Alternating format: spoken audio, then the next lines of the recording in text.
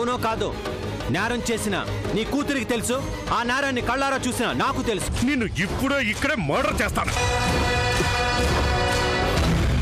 చేస్తాను, ఎన్ఆర్ఐ సంబంధమే చేస్తాను. పద్మ శవానికి కట్టిస్తావా తాళి?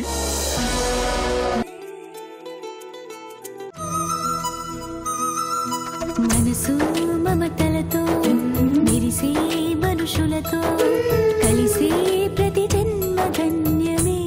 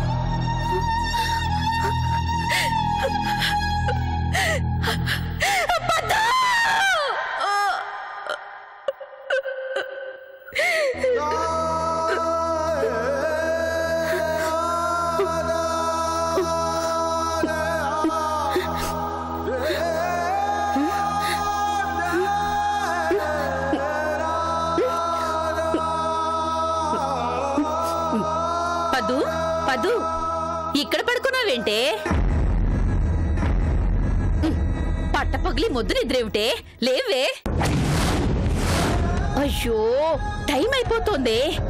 ఇదిగో నిన్ను చూసుకోవడానికి పెళ్లివారుస్తున్నారే. లేమ్మా.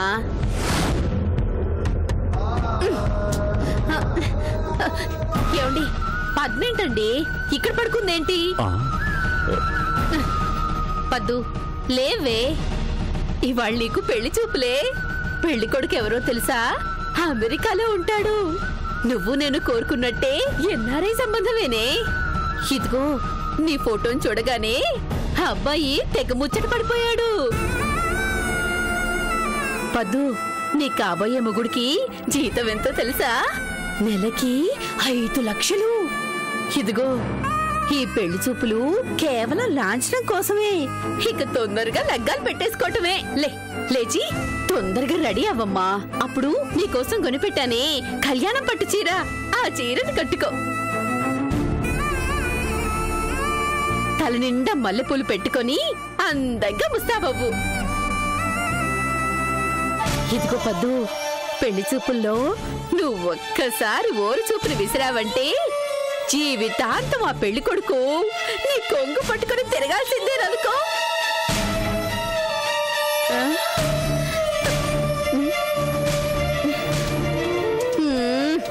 అయ్యో రామా, మీరేంటండి ఇంకా ఇలాగే నిలబడ్డారు?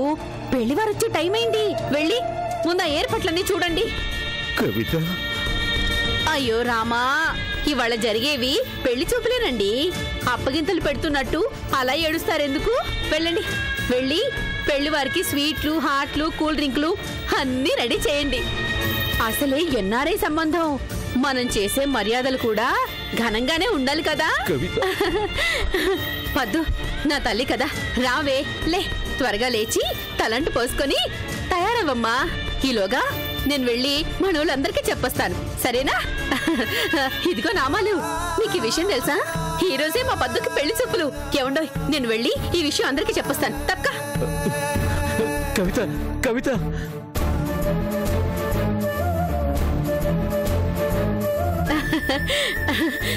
ఇదిగో వచ్చే శ్రావణంలోనే మా పద్దుకి పెళ్లి.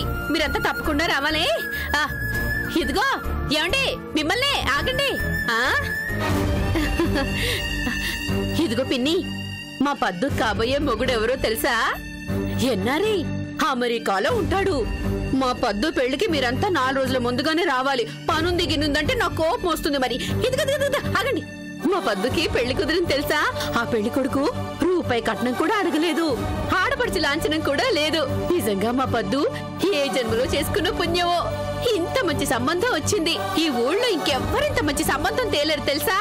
మీరు పెళ్లికి అరే ఇదిగో మిమ్మల్ని ఆగవయ్యా, చెప్తుంటే అలా వెళ్ళిపోతారే. దొంగ సచినోళ్ళరా, కుళ్ళు మొహాలని. పందిట్లో పెళ్ళవుతుందంట, కనువిందవుతుందంట. బంగారు బొమ్మ రావేమి, పందిట్లో పెళ్లి జరిగేని. అమ్మో, అందరికీ చెప్పాలి. ఇదిగో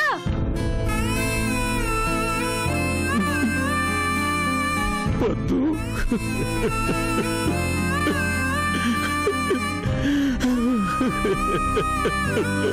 ఊరుకోండి అయ్యా, ఊరుకోండి.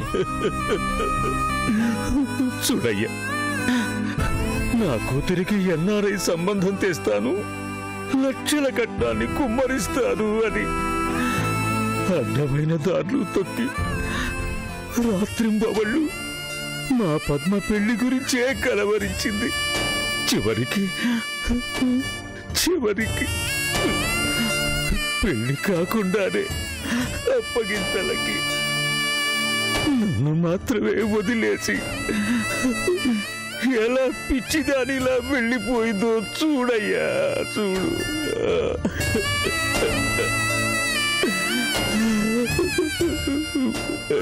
పద్మ,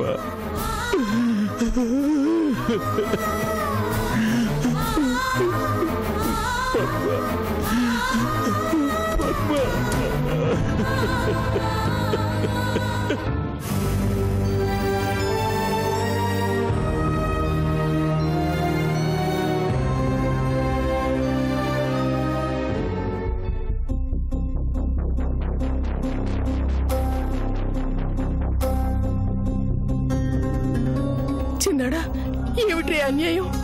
సూర్య పద్మని హత్య చేయడం ఏమిట్రా? చేసిందమ్మా, సూర్య పద్మని హత్య చేసింది. అబద్ధం. సూర్య అలాంటి పని ఎన్నటికీ చేయదు. చేసింది. కావాలనే ఒక పథకం ప్రకారమే పద్మని ఆఫీస్కి ఒంటరిగా రమ్మని పిలిచిన సూర్య దారుణంగా హత్య చేసింది. చిన్నాడా? అవునమ్మా, నీ కోడలకు ఆవేశం ఎక్కువ. పట్టరాని ఆవేశంతో ఒక్కొక్కసారి ఏం చేస్తుందో తనకే తెలియదు. అందుకే సౌందర్యకి ఉద్యోగం ఇచ్చిన సంగతి కూడా నేను ఇన్నాళ్ళు సూర్యకి చెప్పకుండా దాచాను. కృష్ణ, సౌందర్యకి నువ్వు ఉద్యోగం? తప్పలేదు. సౌందర్య మీరు ఇప్పుడు అనుకుంటున్న మనిషి కాదు. మారిపోయింది, పూర్తిగా మారిపోయింది. అందుకే జాలిపడి ఉద్యోగాన్ని ఇచ్చాను. చిన్నాడా, అంటే ఆ రోజు పద్మ చెప్పింది నిజమేనా? అవునమ్మా, మనుషులు ఎప్పుడు ఒకేలా ఉండరు. క్రూర మొగాలు కూడా సాధు జీవులుగా మారుతాయి. కానీ ఈ మాట సూర్య ఒప్పుకోదు. ఎదుటి వాళ్ళు చెప్పేది విననే వినదు. అందుకే అర్థం లేని అపార్థాలతో నానా రాద్ధాంతం చేస్తుందని తనకి నేను చెప్పలేదు. అయినా పద్మ పుణ్యమాని జరక్కూడని దారుణం జరిగిపోయింది. నీ కోడలు ఒక హంతకురాలిగా కటకటాల వెనక కూర్చుందమ్మా. కృష్ణ, నువ్వు గాని పొరపాటు పడలేదు కదా? లేదన్నయ్య, ఎదురుగా చావు బతుకుల మధ్య పద్మ, చేతుల్లో రక్తం ఓడుతున్న కత్తితో సూర్య, అక్కడ ఇంకెవరూ లేరు. బలైపోయిన పద్మ, కక్ష తీర్చుకున్న సూర్య. చిన్నాడా, చెప్పమ్మా, ఆఖరి క్షణంలో అక్కే నన్ను చంపింది అంటూ పద్మ కన్ను మూశాక, ఆ కళ్ళ ముందే చేతిలో కత్తితో సూర్యుని చూశాక ఇక నేనేం చేయను? సూర్యుని ఎలా కాపాడగలనమ్మా?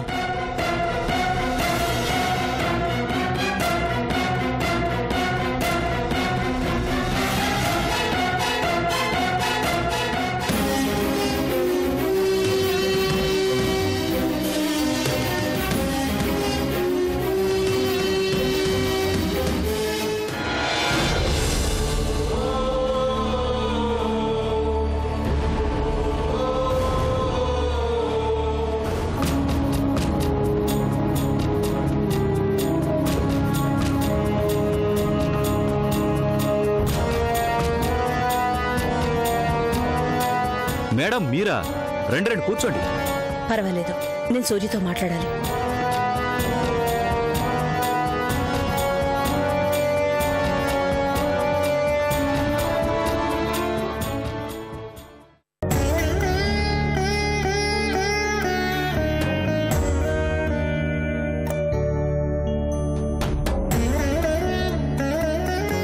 సూర్య,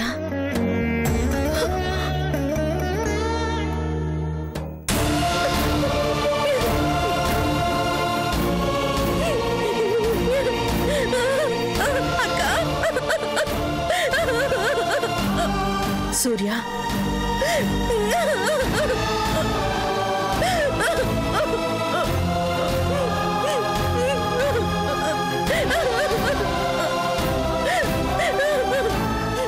ఊరుకో సూర్య. నిజంగా నాకేం తెలియదక్క. పద్మని నేను చంపలేదు. ఎన్నిసార్లు చెప్పినా నా మాటలు ఎవరూ నమ్మడం లేదు. నేను నమ్ముతున్నాను. ఈ చెల్లెల మాటల్ని ఈ అక్క నమ్ముతోంది. అక్క, అక్క ఒట్టక్క, ఆ దేవుడి మీద ఒట్టు. నిజంగా పద్మని నేను... సూర్య, అన్నిసార్లు చెప్పక్కర్లేదు. నా చెల్లెల అబద్ధం ఆడదని నాకు తెలుసు. అక్క, ఊరుకో సూర్య. ఈ అక్క ఉండగా నీకేమీ కాదు. చెప్పమ్మా, అసలేం జరిగిందో కాస్త వివరంగా చెప్పు. ఆ రోజు రాత్రి పద్మని నువ్వు ఆఫీస్కి రమ్మని ఫోన్ చేశావా? ఎందుకు? మందలించడానికి, బుద్ధి చెప్పడానికి. ఇక మీదటైనా నా భర్తని గురించి కట్టుకథలు చెప్పొద్దని హెచ్చరించడానికి. అంటే ఈ మధ్యకాలంలో పద్మ నిన్ను కలిసింది, అవునా? అవును. ఓ రోజు సరాసరి ఇంటికే వచ్చేసింది. ఎందుకు? నా భర్త మీద నాలో అనుమానాన్ని కలిగించడానికి. ఏం చెప్పింది? ఆ సౌందర్యకి మా ఆయన నాతో చెప్పకుండానే తన దగ్గరే ఉద్యోగాన్ని ఇచ్చినట్టు, వాళ్ళిద్దరూ రాసుకు పూసుకు తిరుగుతున్నట్టు ఏవేవో అభాండాలు వేయాలని చూసింది.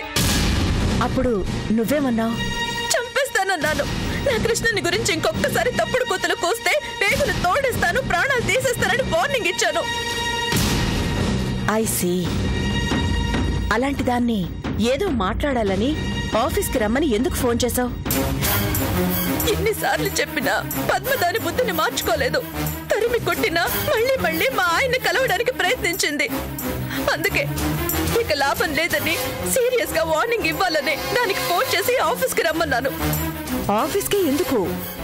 ఏ ఆఫీస్ లో అయితే నాకు తెలియకుండా సౌందర్య పనిచేస్తుందని అబద్ధం చెప్పిందో, ఏ ఆఫీస్ లో అయితే ఆ రాక్షసితో మా ఆయన చనువుగా ఉంటున్నాడని తన కళ్ళారా చూసినట్టు తప్పుడు కూతురు కూసిందో, అదే ఆఫీస్ లో దాని చెంప చెళ్ళు మనిపించి అభాండాలు వేసిన దాని నోటితోనే అసలు నిజం కక్కించడానికి. అక్కడ ఆఫీస్లో ఏం జరిగింది? నేను ఆటోలో అక్కడికి వెళ్ళేసరికి కరెంటు పోయింది. చీకట్లో కెవ్వమని పద్మ అరుపు వినిపించింది. కంగారుగా నేను పద్మ అని పిలిచేలోగానే అక్కా!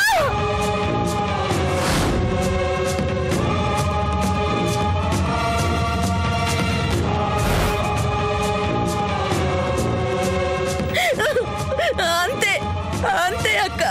దాన్ని నేనే కత్తితో పొడిచి చంపినట్టు, ఆవేశంతో హత్య చేసినట్టు నాన్నగారి ముందు, కృష్ణ ముందు.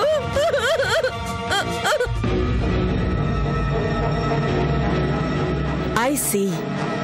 పోలీసులు ఎప్పుడొచ్చారు? అప్పుడే ఎవరు ఫోన్ చేసినట్టు హడావిడిగా వచ్చారు. నన్ను అరెస్ట్ చేసి ఇదిగో ఇలా. అంటే ఆ రాత్రి నువ్వు వెళ్లేసరికి కరెంటు పోయింది, మళ్ళీ నిమిషంలోనే వచ్చేసింది. నీకంటే ముందే అక్కడికి చేరుకున్న పద్మ ఆ నిమిషంలోనే హత్య చేయబడింది. తనని చంపింది నువ్వే అని అర్థం చేసుకుని అదే మాటని మరణ వాంగ్మూలంగా చెప్పింది. ఎవరో ఫోన్ చేసినట్టు సరిగ్గా హత్య జరిగిన టైంకే పోలీసులు అక్కడికొచ్చారు. అంటే కృష్ణ, నారాయణ గారు అక్కడికొస్తారని ముందుగా ఊహించిన వాళ్లే ఈ హత్య చేశారు లేదా చేయించారు. నిన్ను మాత్రం ఎంతో తెలివిగా ఈ హత్యా నేరంలో ఇరికించారు. ఎవరా పనిచేసింది? కట్టుకున్న భర్త, నన్ను పెంచిన తండ్రి ఆ దుర్మార్గాన్ని చేసింది నేనేనని చెప్పారంటే మదర్ ఎంత పక్కగా ప్లాన్ చేశారో చూడు. ఊరుకో సూర్య, నాకు మొత్తం అర్థమైంది. నీ చుట్టూ ఓ పథకం ప్రకారమే ఉచ్చు బిగించారు. నీ ఆవేశాన్ని సాకుగా చూపించి నిన్ను నేరస్తురాలిగా నిరూపించాలని కంకణం కట్టుకున్నారు. నీ ప్రతి కదలికని గమనిస్తూ పద్మని చంపి ఆ నేరాన్ని నీ మీదకి తోశారు. నిన్నొక బలిపశువుని చేశారు. అక్కా, అయినా దిగుల్లేదు. ఈ అక్క ప్రాణాలతో ఉన్నంత వరకు నీకేమీ కాదు. కానివ్వను. తెలుసుకుంటాను. ఇంత కుట్ర చేసిన ఆ మాస్టర్ మైండ్ ఎవరిదో, ఆ క్రిమినల్ ఎవరో తెలుసుకుంటాను. నేనే పద్మని హత్య చేయించింది. నేనే సూర్యని కటకటాల్లోకి తోయించింది. నేనే. శభాష్, వండర్ఫుల్, ఫ్యాంటాస్టిక్. చాలవు కిషోర్. డిక్షనరీలో ఉన్న పదాలన్నిటినీ ప్రయోగించినా ఈ సౌందర్యని మెచ్చుకోవడానికి చాలవు. Correct madam. ఈ మేడం సౌందర్య తలుచుకుంటే సాధించలేంది ఏదీ లేదు అని నిరూపించాను. అటు అర్చనని మొగుడు కాని మొగుడి గుప్పెట్లో ఇరికించేశాను. ఇటు సూర్యని హంతకురాలిగా జైలు గోడల మధ్య బంధించేలా చేశాను. పగ, ఇన్నాళ్లుగా అక్క చెల్లెళ్ళ మీదున్న నా పగని ఇలా తీర్చుకున్నాను. రారు, ఇక బయటికి రారు. గింజుకొని చచ్చినా సరే వాళ్ళిద్దరూ బయటికి రానే రారు.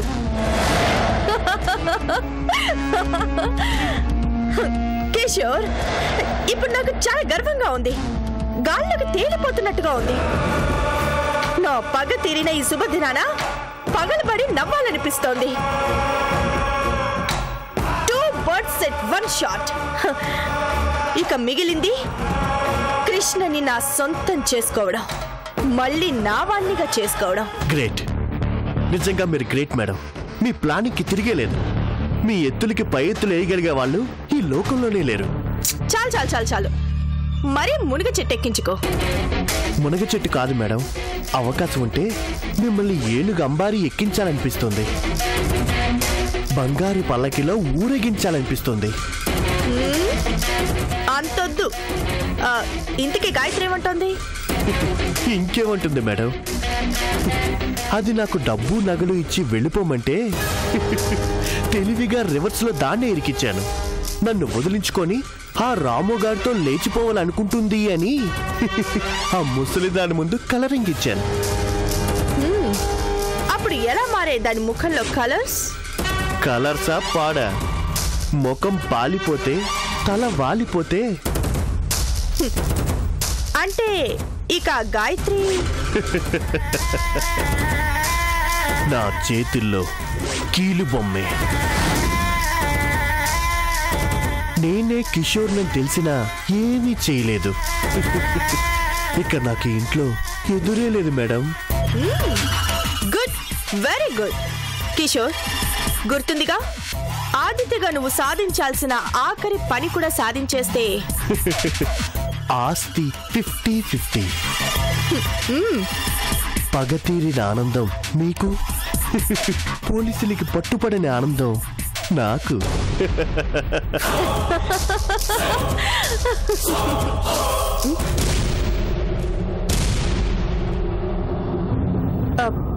నేను మళ్ళీ చేస్తాను.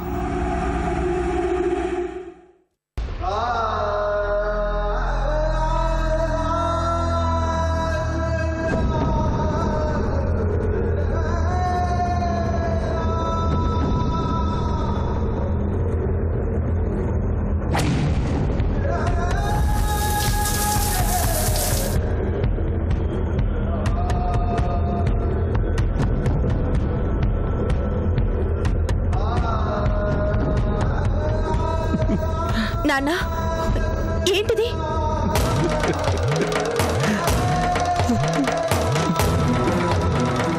శుద్ధి, వల్లకాటి నుంచి వస్తున్నాను కదమ్మా. నాన్న?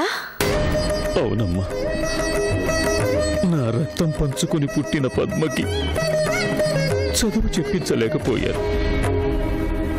లక్షల రొక్కాన్ని కుమ్మరించి పెళ్లి చేయలేకపోయాను. తలకొరివిని మాత్రం పెట్టగలిగానమ్మా. పిడికెడు బూడిదగా మాత్రమే చేయగలిగానమ్మా. ఊరుకోండి నాన్న. ఏ అచ్చట్లు లేవు, ఏ ముచ్చట్లు లేవు, మేళతాళాలు లేనే లేవు. అయినా సాగనంపే వచ్చానమ్మా. అత్తవారింటికి కాదు, ఏకంగా పైలోకానికి.